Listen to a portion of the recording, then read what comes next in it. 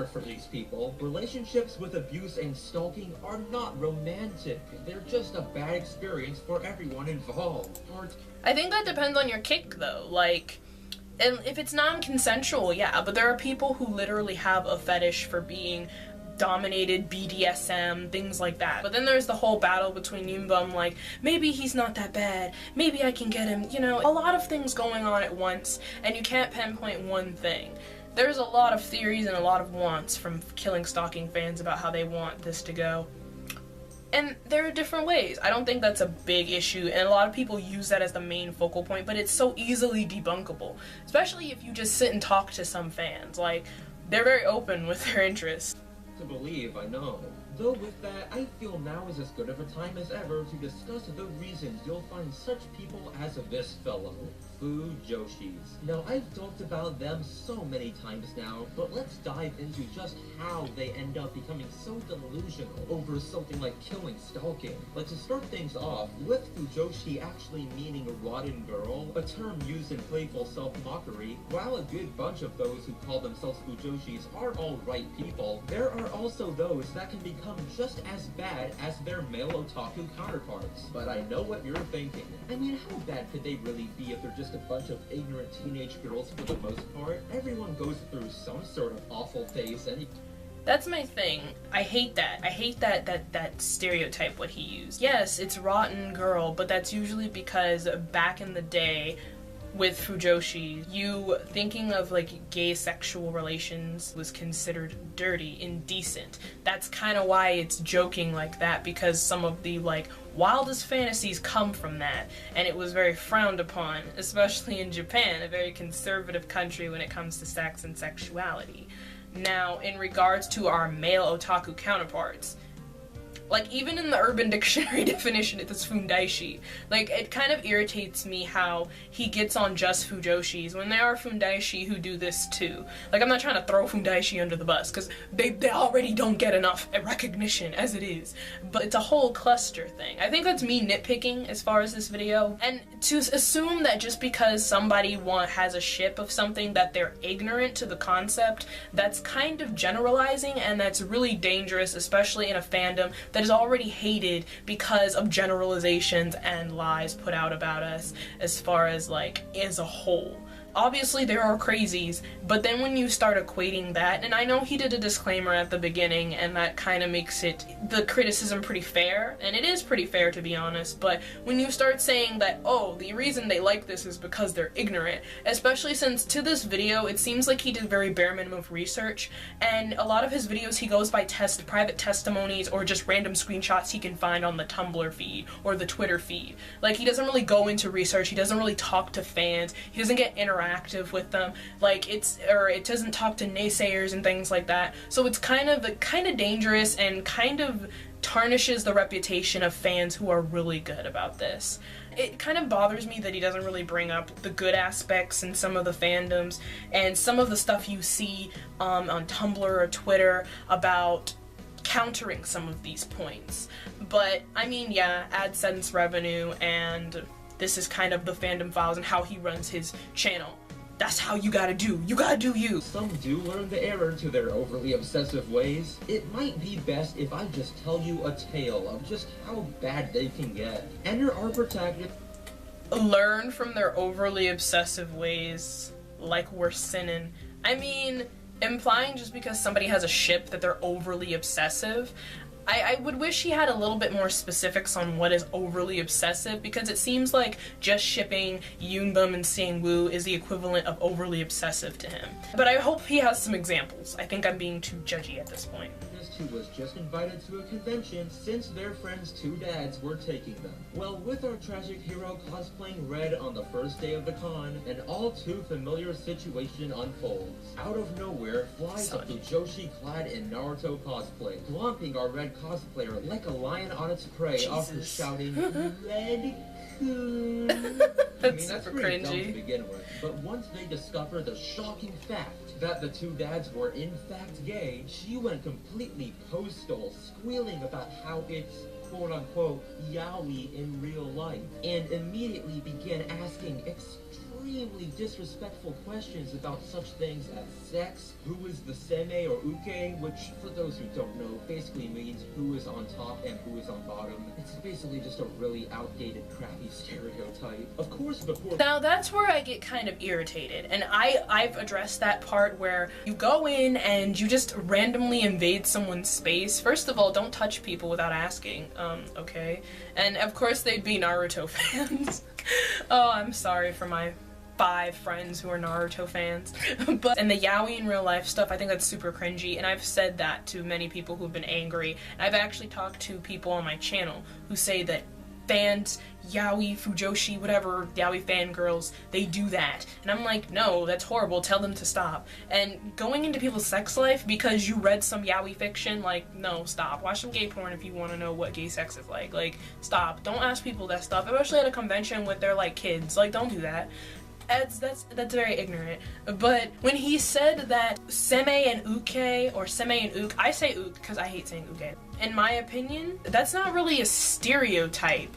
That's like a thing that goes throughout like gay porn, actual gay culture. Like, it's just who's dominating, who's banging, and who's receiving. That's not a outdated stereotype. That's just a term used in yaoi for mangaka and the whole thing. Like, even in bara, like, there's the uk and the seme and who's dominant.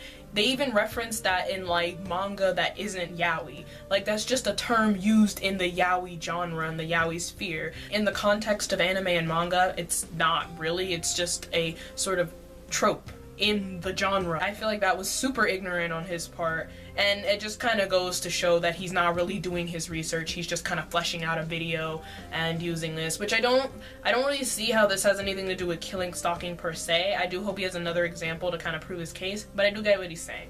I do.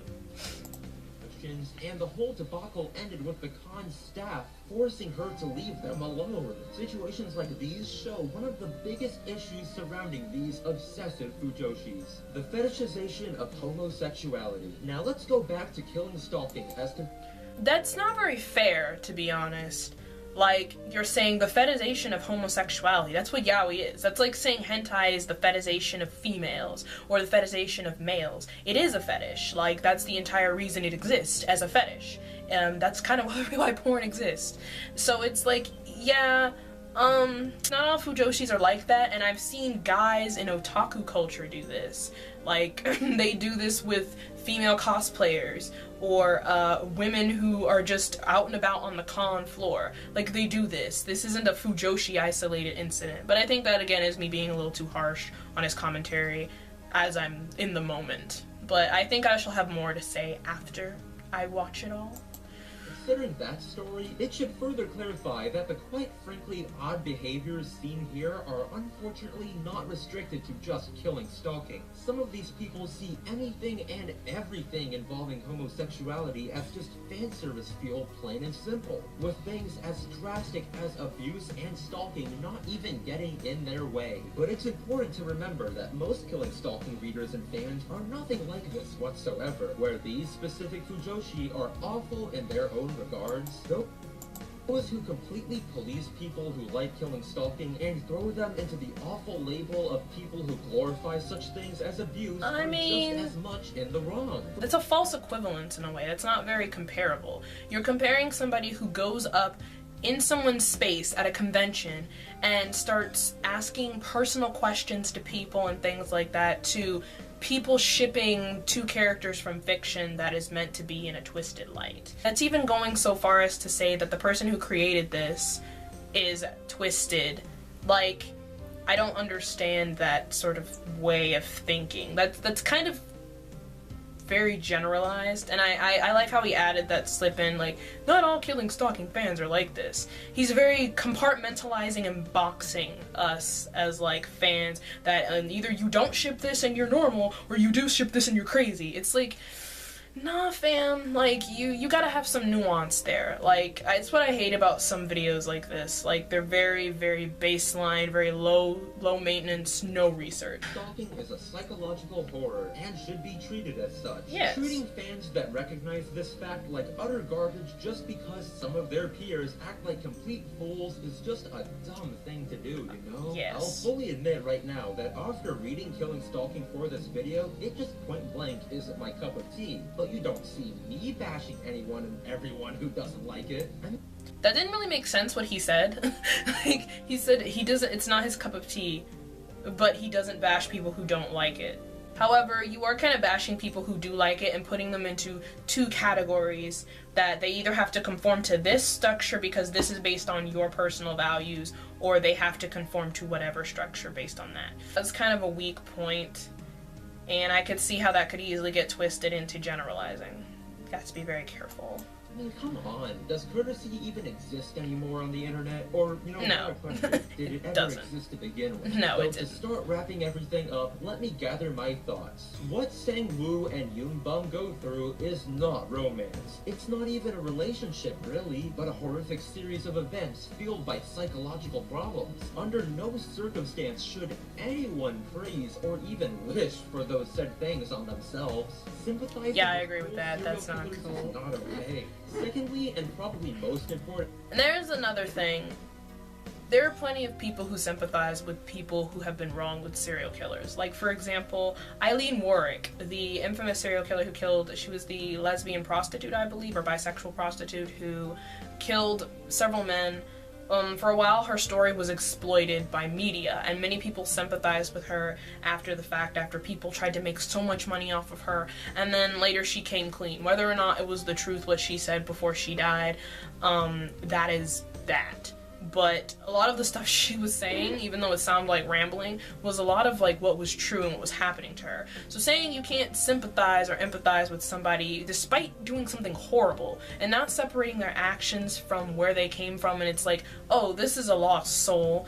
Like, I understand the glorification, but saying you can't have empathy or sympathy for somebody who, while they have done horrible things, that the way their life came up into that point, it's kind of, like I said, compartmentalizing people. I'm not sure as far as this YouTuber, if he has any crazy fetishes in the closet that we probably should know about. Kind of stereotyping, and this is poorly done.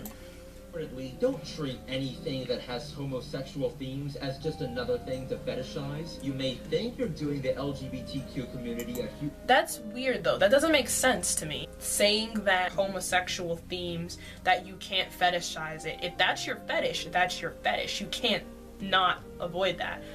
But as far as don't treat gay people like they're fetish material, I completely understand that. But saying you can't have your fetish if it's in your existing like thing, that's kind of thought policing in a way. Huge favor, but in reality, all you're doing is disrespecting gay men in real life. There's nothing wrong with shipping, do it to your heart's content, but going as far as some of the... Don't read Killing Stalking if you can't distinguish reality from fiction, are easily triggered, don't do well with sex, sexual themes, gore, just like relationships that aren't normal. I'm tired of seeing people complain about what they haven't realized that are other genres of storytelling and can't get through their heads that the story isn't for the weak-hearted. It's messed up and most people reading it are fully aware of this. I don't see how that's an issue. Like, if you're easily triggered, there's a lot of triggering stuff in this manhwa. Like, it's not for the faint of heart. If you can't distinguish reality from fiction, that's a fair assumption. And while I personally, even with things where I personally like just can't stand, like pedophilia, like if somebody wants to have that fetish in a manhwa or a manga, I don't care. Like, that's them. That's, if they want to create that, that's them. Like, I'm not gonna normalize it, but if they want to have that, that's fine with them, as long as they're not going out saying this is the quota, this is the norm. It's whatever. A lot of the hate on Killing Stalking was the author herself. They were saying she was misappropriating BPD. That's not true. They were saying she was making homophobic fetish porn. Like, I would love to see him put some of the Tumblrs up there where they just bash the series with no end. Like, I think he should have put two sides to the fandom files. Like, this isn't really the fandom files, it's like the fandom rants. Like, it doesn't really seem like a file, there's no real structure. It's just like, this is what the fandom entails, this is why I don't like them, and this is some of the horror stories. The subjects I've talked about today is just not cool at all. And remember, killing stalking is nothing like Yuri on Ice. Stalking, murder, abuse, and all the other fun stuff that takes place in killing stalking is bad. Never in a million years should they be considered what makes a healthy relationship. You're and right. This has been Relationship Advice with the Relationship Monger. You know, all things considered, killing stalking was not the worst fandom on this show. What I fear most is what the next chapter in the Fujoshi fandom hell will be. As always, I must thank those who continue to send me their lengthy fandom stories to my Twitter DMs. You do not know how much it helps me. And speaking of stories, do remember to leave your worst from the Killing Stalking Fandom in the comments below, so I can read my favorite in the next episode of the Fandom Files. So, my final thoughts on this video. I personally think that this video was, in the beginning, it started off pretty strong. There was research put into it. I can tell that this person, at least at the time when they filmed this video, it was around like chapter 2, chapter 1. I don't know when the time he stopped reading, you know, for research. He did go into detail about how he had read and the main synopsis. I think it was a very strong point as far as that and getting that accurately done. But when it came to the criticisms and coming in about the fandom and really getting to the meat of what the fandom was about, and I know this probably sounds biased because I am both a Killing Stalking fan and a Fujoshi, I feel like it wasn't very well executed.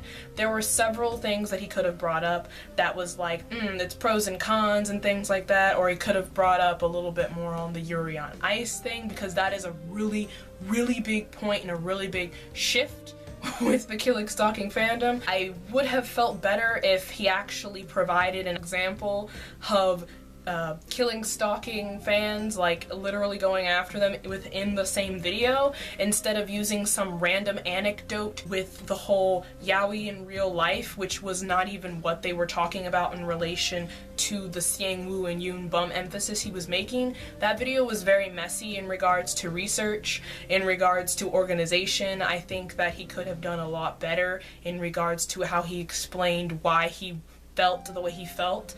And I did feel like this video was pretty much a Fujoshi bashing, and he was kind of treating it like some of the other videos that he's done that aren't really like BL, yaoi, demographic. The demographic isn't targeted toward Fujoshis. Like, this manhwa is targeted towards Fujoshis. That's why it's a Fujoshi thing. Like, I feel like it was very poorly done towards the end, and it had some pretty bright moments, and he did say a lot of things that did make sense as far as death threats, and then the video he used in the next fandom file of Five Nights at Freddy when he used that comment of the person who had the Tumblr blog. I think that was a really good way of saying, hey guys, just because somebody don't like your ship does not mean you need to go after them. Like, I agreed with that 100%, but overall, this video in general was very messy. I completely understand there are people in our fandom who are crazy as hell, and I call out those people when need be, because if you don't call them out, they just grow bigger and bigger, and it just becomes this huge scab. But as far as people like really just coming at us for no reason, and they put these perceptual stereotypes and compartmentalizing people in a box, kind of like what the RPG manga did, it seemed very poor taste. But I feel like there's a lot of misconceptions about Fujoshis and the yaoi community, and such shame now. It's becoming a thing to be ashamed to like yaoi or be a Fujoshi, or people pick and choosing their moral compasses and things like that, and I just feel like that's really a sad thing to have to go through in this day and age. I've already went through it one time around in the early 2000s with people who actually hated gay content and gay people. Now it's going full circle on the other side and fetishizing queer people when these people don't exist. They're fake, fictional characters, unless it's based on a true story. And with that being said, guys, just a total disclaimer, please do not go on the RPG Monger's video and send him hate. If you do want to refute some of his points, which I'll link his video in the description down below if you want to see more of his video and some of his fandom file videos. He does have good content overall, it's just I have that particular issue with this video and some of what I've seen from the fandom files. If you do want to have like a civilized discussion about it and maybe have a critique on his video, I welcome it. But please don't go and harass this YouTuber. Don't knock his hustle. He gotta do what he gotta do. And I just came to react to what he gotta do, like everybody else. So that being said, guys, peace, love, and stay Groovin, humans. Bye!